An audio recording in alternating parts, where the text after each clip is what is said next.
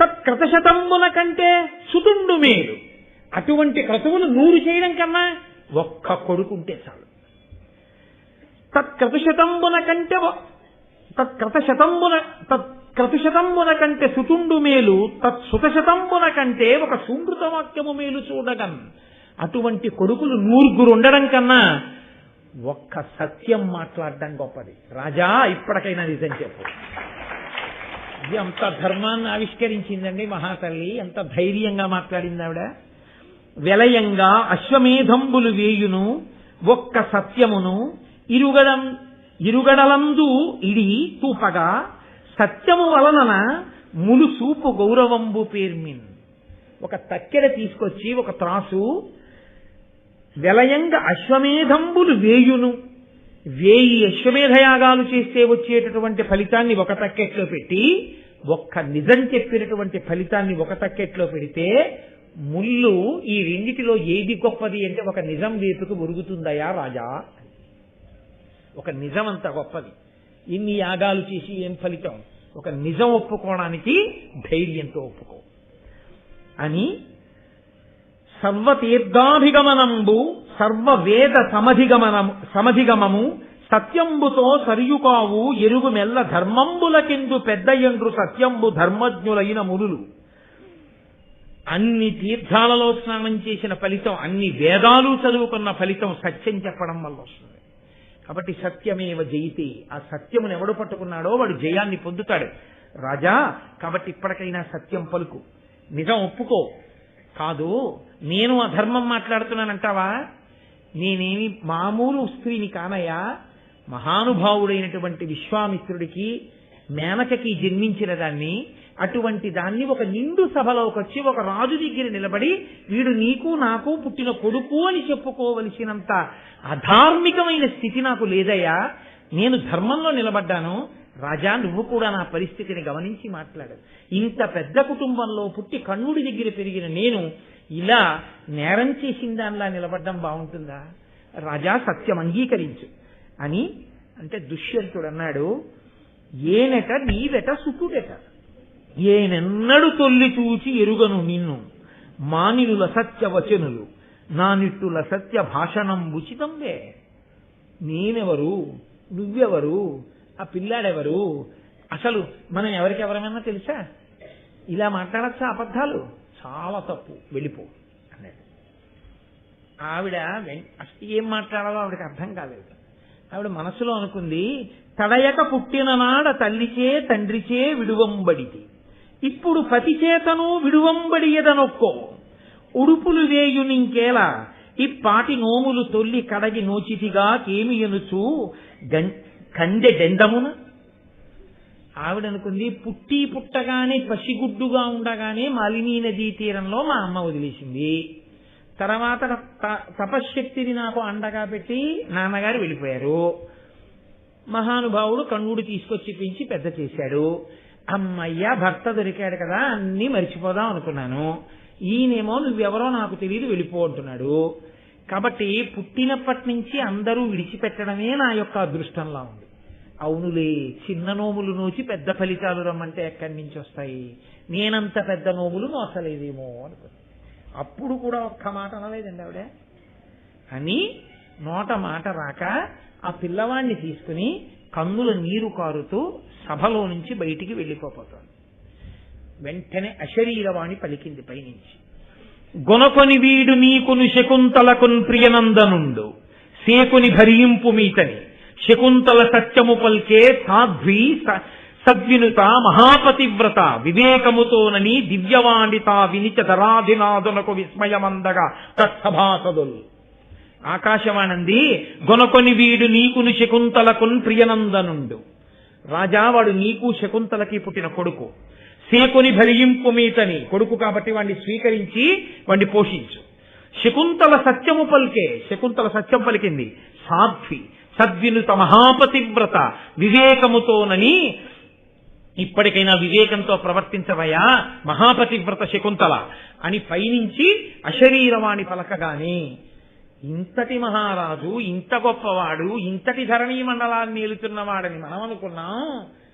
ఈ రాజు సింహాసనం మీద కూర్చుని ఇలా చెప్పాడా, ఈవిడ భార్య ఈవిడ కొడుక అని సభాసదులందరూ నోళ్లు తెరిచి ఉండిపోయారు. ఉండిపోతే దుష్యంతుడు అన్నాడు, నాకు తెలుసు, ఇప్పుడు నేను బ్యాలెట్ బాక్స్ ఇక్కడ పెట్టి దుష్యంతుడు మంచివాడా శకుంతల మంచిదా అని నేను అడిగాను అనుకోండి, ఒక్క ఓటు రాదు దుష్యంతుడు కాదు. అసలు బ్యాలెట్ బాక్స్ ఏంట్రా, ఆ ప్రశ్న ఏంట్రా నువ్వు అసలు వేయడం అన్నట్టు చూస్తున్నారు నన్ను కొంతమంది. అసలు ఆ ప్రశ్న ఎందుకు, ఇంకా బియాండ్ ఎనీ డౌట్ అంటారు చూస్తారా, అలా తేలిపోతే అబద్ధాలు ఆడాడు ఇంకా వెనకేసుకొస్తావా, వెనకేసుకొచ్చే ప్రయత్నం చేస్తున్నాడు కొత్తగా నువ్వు అని మీరు అనుకుంటున్నారు. నాకు తెలుసు. మీరు ఒక్కటి ఆలోచించండి, దుష్యంతుడు అంత తప్పు చేసి ఉంటే వ్యాసుడు ఎక్కడో ఆ మాట చెప్తారు, నన్నయ్య గారు ఎక్కడో ఆ మాట చెప్తారు, అశరీరవాణి ఎక్కడో ఆ మాట చెప్తారు. తప్పు రాజా, కావాలని అబద్ధాలు ఆడుతున్నావు, ఇది పాపం అని చెప్తుంది. అలా చెప్పలేదు అశరీరవాణి. కాబట్టి మనం ఎందుకు తీర్పునెత్తి మీరు వేసుకోవడం, నువ్వు ఏమైనా చెప్తావా అంటారేమో, చెప్తారు, కంగారు పడకండి. కాబట్టి దుష్యంతుడు అన్నాడు, ఏను ఈ ఇంటియును కాని ఎరుగ రణ్యులబ్ధి కన్వమహాముని ఆశ్రమంబునందు గాంధర్వ విధి వివాహమున కరము ఎమ్మి చేసిన దీని పాణిగ్రహణము అన్యులెరుగమి చేసి లోకోపవాద భీతి ఎరిగియు ఈ తల్లి ప్రీతి తప్పి ఎరుగనంటిని ఇందరకిప్పుడెరుగ చెప్పే ఆకాశవాణి అచ్చెరువుగాగా.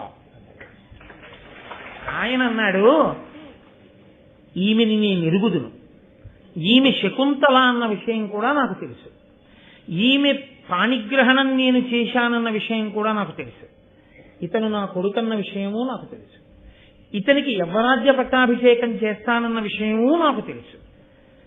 తెలిసి తెలియదని అబద్ధం చెప్తున్నానన్న విషయమూ నాకు తెలుసు. నేను అబద్ధం చెప్పానని అంగీకరిస్తున్నాను. కానీ నేను ఎందుకు చెప్పానో తెలుసా, మా వివాహము జరిగినప్పుడు అన్యులు లేరు, అది రహస్యముగా జరిగింది, అందుకని నేను నిజం అంగీకరించలేకపోయాను. ఇప్పుడు దుష్యంతుడేం తప్పు చేయలేదు, పర్వాలేదు అలా అనేయచ్చు అని మీరు అంగీకరిస్తారా? అంగీకరించరు సరికదా.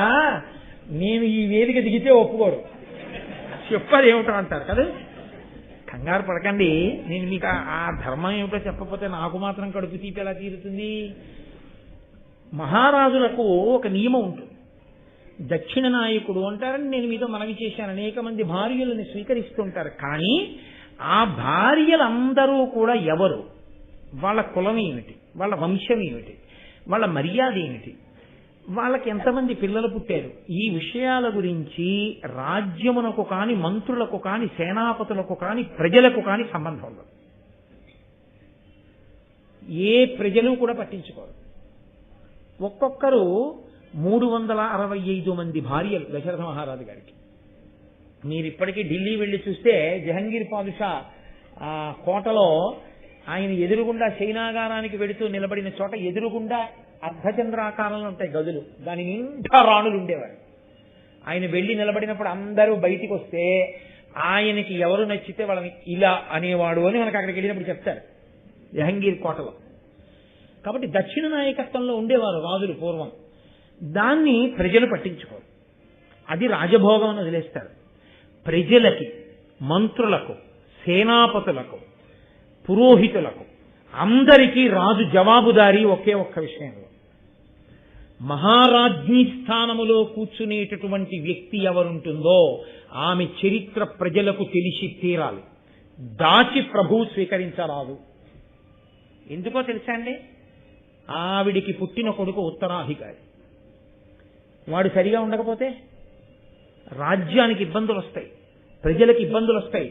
అందుకని వారి వంశం ఏమిటో, గోత్రం ఏమిటో, ఎవరి పిల్లో ఏమిటో, ఎక్కడ పుట్టిందో ప్రజలందరికీ తెలిసిన తరువాత మహారాజ్ఞి స్థానములోకి తీసుకుంటారు.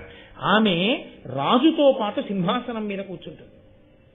సింహాసనం మీద కూర్చుని మహారాజ్ఞి అంటే రాజు ఎన్ని అధికారములను కలిగి ఉంటాడో అన్ని అధికారములను కలిగి ఉంటుంది. రాజు ఏ కారణం చేతనైనా యుద్ధంలో మరణిస్తే మహారాజ్ఞి పిల్లవాడిని వెంట పెట్టుకుని అడవులకు వెళ్ళిపోవడం, తరువాతి కాలంలో వాడు బలాన్ని పుంజుకుంటే ప్రజలందరూ ఏం కోరుతుంటారో తెలుసా అండి, మళ్ళీ మా ప్రభువు కుమారుడు ఎక్కడున్నాడో, ఎక్కడ పెరుగుతున్నాడో, వాడు ఎప్పుడు తిరిగి వస్తాడో, ఎప్పుడు సింహాసనం మీద కూర్చుంటాడో అని కోరుకుంటారు ప్రజలు. రాజ్యచ్యుతుడైన రాజు యొక్క కొడుకు మీద, మహారాజ్ఞీ కుమారుడి మీద ప్రజలు అంత ప్రేమ పెంచుకుంటారు. అందుకే ఆ వివాహం ప్రజలకి తెలిసి మాత్రమే జరగాలి. ప్రజలకి ఆమె యోగ్యతాయోగ్యతలు తెలిసి తీరాలి. ఆ పుట్టినటువంటి కుమారుడికి యవ్వరాజ్య పట్టాభిషేకం చేస్తున్నప్పుడు ప్రజలు పొంగిపోవాలి వాడి గుణగుణములను తెలుసుకొని. అది జరగలేదు దుష్యంతుడి విషయంలో. తనకొక్కడికి తెలుసు, ప్రజలకి తెలియదు, పురోహితులకు తెలియదు. మంత్రుల్ని కూడా అక్కడే ఉంచి కణ్వుడికి నమస్కరించడానికని ఒక్కడే వెళ్ళాడు. అందుకని మంత్రులకి తెలియదు. ఎవరికీ తెలియకుండా తాను చేసినటువంటి పనికి ఇప్పుడు నేను ఆమెని పిలిపించి తీసుకొచ్చి కూర్చోపెడితే ముందు ప్రజలకి చెప్పవలసిన ధర్మం ప్రభువుకి లేదా అని ఇంతమంది అడిగితే నేను ధర్మం తప్పిపోయిన వాడిని అయిపోతానన్న భయం చేత సింహాసనం మీద కూర్చున్నటువంటి రాజు దుష్యంతుడిగా తన ధర్మం విషయంలో వైక్లభ్యాన్ని పొందలేకపోయాడు. నేను వెంటనే అంగీకరిస్తే నా వరకు వ్యక్తిగా దుష్యంతుడిగా తప్పులేదు, నేను ఆమెను స్వీకరించాను. కానీ మహారాజు దుష్యంతుడుగా నేను దోషం చేసిన వాడిని అవుతాను. ఎవరో ఇప్పుడు నేను రహస్యంగా చేసేసుకున్నాను, పెళ్లి చెప్పి చేసుకోలేదు. ఈమె ఎవరో, ఎంత ఉత్తమ కులంలో పుట్టిందో, ఎవరి పిల్లో, ఈ పిల్లవాడు నా పిల్లవాడని, వాడు సుక్షత్రియుడని, నా తేజస్సుకే వాడు సంభవించాడని నేను కాకతాళీయంగా తమలో వచ్చి చెప్తే అంగీకరించలేదని, ఇలా ఇంకా రాజు ఎన్ని చేశాడో అని ప్రజలు అనుమానపడకూడదని తెలియాలంటే సాధికారికంగా చెప్పగలిగిన వాడు ఒక్కడు దొరికితే ఈమెను స్వీకరించడానికి నాకు అభ్యంతరం లేదు. వ్యక్తిగా రాజుగా నలిగిపోతున్నాను, వ్యక్తిగా ఆమెను భార్యగా అంగీకరించగలను, రాజుగా అంగీకరించలేకపోతున్నాను. ధర్మం అడ్డొచ్చేస్తోంది. ఈ నలుగుడు మధ్య నలుగుతున్నాను, నన్ను ఎవరాదుకుంటారని కుపితుడవుతున్న రాజు యొక్క బాధని ఆయన ధర్మం యొక్క పట్టును అర్థం చేసుకున్నాడు ఈశ్వరుడు. అశరీరవాణిగా తాను ప్రకటించాడు, స్వీకరించగలిగాడు. అందుకని వ్యాస మహర్షి గాని నన్నయ్య గారు గాని దుష్యంతుడి మీద ఇలా వేలు చూపల. రాజు దుష్యంతుడిగా ఏ నలుగుడు పడుతున్నాడో శకుంతల గమనించింది. ఒక్క మాట ఆవిడ అన్నది. అందుకే స్వీకరించిన తరువాత కూడా శకుంతల ఎన్నడూ బాధపడాల. శకుంతలకి లేని బాధ, ప్రజలకి లేని బాధ మనం కోడిగుడ్డుకు వెంట్రుకలు పీకి పొందకూడదు కదా, అది మర్యాద. ఆయన ధర్మమును పట్టుకుని ఆ నలుగుడు పడ్డంలో వాళ్ళు ఎంత ఉదాత్త చరితులై నిలబడ్డారన్న విషయాన్ని మనం గ్రహించవలసి ఉంటుంది. మాట తప్పాలి, మోసం చెయ్యాలనుకుంటే ఆ పాటికి వేరొక స్త్రీని తెచ్చి పట్టాభిషేకం చేసేయచ్చు. దుష్యంతుడు చెయ్యలేదు. ఆ స్థానం భర్తీ అయిపోయింది. కానీ అది ప్రకటన అవ్వాలి. ఎలా అవ్వాలని ఎన్ని రాత్రులు వ్యధ చెంది ఉంటాడో మీరు గ్రహించాలి. ఆయన సింహాసనం మీద కూర్చుని ఉండగా శకుంతల రావడం ఇంత నడిచింది. కానీ ఈశ్వరుడు ఎందుకంత నడిపించారో తెలుసా అండి? ఇంత నీతి మనకి చెప్పేవాడు రేపు పొద్దున్న ఉండడు. శకుంతల మాట్లాడకపోతే మనమున్న గృహస్థాశ్రమం ఎంత గొప్పదో మనకి తెలిసి రావాలి. నా భార్య ఎంత గొప్పదో నాకు తెలిసి రావాలి. నా కొడుకుని కౌగలించుకోవడం ఎంత ఐశ్వర్యమో నాకు తెలిసి రావాలి. అవి తెలిసి రావాలంటే నేను ఇది చదవాలి. ఇది చదవాలంటే దుష్యంతుడు సింహాసనం మీద ఉన్నప్పుడే శకుంతల రావాలి. అలా వచ్చి మాట్లాడితేనే భావితరాలకి ఈ వైభవాలు అందుతాయి. అందాలి కాబట్టి కదలికల్ని పరదేవత అలా దిద్దింది. కాబట్టి వాళ్ళు సంతోషంగా ఉన్నారు. భరతుడికి యవ్వరాజ్య పట్టాభిషేకం చేశాడు. తరువాతి కాలంలో కొన్ని వేల సంవత్సరములు శకుంతలతో కలిసి భోగములను భవించాడు. తదనంతర కాలమునందు వానప్రస్థాన్ని స్వీకరించాడు. అనేక యజ్ఞయాగాదులు చేశాడు. తొట్టతకు ఈశ్వరునికి చేరుకున్నాడు.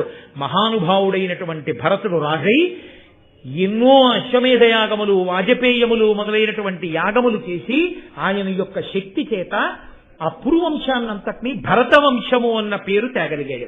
ఇవాళ అంత గొప్పదైనటువంటి శకుంతలా కణ్వుల యొక్క వృత్తాంతాన్ని మనం ఈశ్వరానుగ్రహంగా వినగలిగాం. రేపటి రోజు మహాద్భుతము. ఏ మహానుభావుడి పేరు విన్నంత మాత్రము చేత పాపములు శమిస్తాయో, యుగములు మారిపోయినా ఏ మహాపురుషుడి శరీరం విడిచిపెట్టిన రోజున మానవాళి అంతా కూడా ఆయనకి తర్పణ విడిచిపెడుతుందో